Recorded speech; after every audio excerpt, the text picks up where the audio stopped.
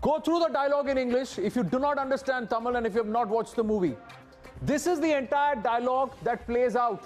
On GST, he says Singapore collects 7% GST and they provide free healthcare services to its citizens. This is the only factoid which perhaps you can say is wrong because they have MediSave and it goes out of their income tax $1,500 or above, 8 to 10.5%. छोड़ दीजिए, movie है. But look at the real point. He says our government collects 28% GST. Does it not? In some cases it does. Why are we not providing free healthcare is a question. Then he says services to our citizens. That's the dialogue.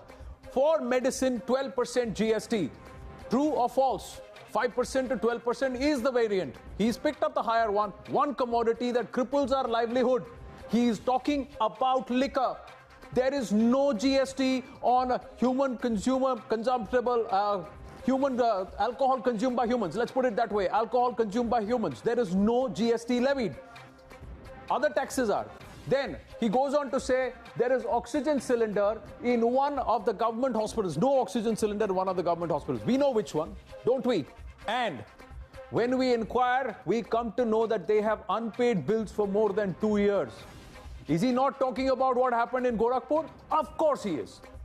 Another government hospital, there is a power cut during a kidney dialysis and 4 people are died because of this. True or false? Don't you remember the case? You do. Then he goes on to say the reason there is no power backup in that hospital. A newborn baby is bitten by a rodent in the hospital. True, false? True. And the baby is dead. True. This has happened in our hospitals. This is what he's saying in the dialogue. People are scared about government hospitals instead of disease. And that is the fear that is capitalized on by private hospitals. You tell me, what is there to mute about this dialogue? That the BJP has gone overboard, said, mute it. This is the entire story, ladies and gentlemen.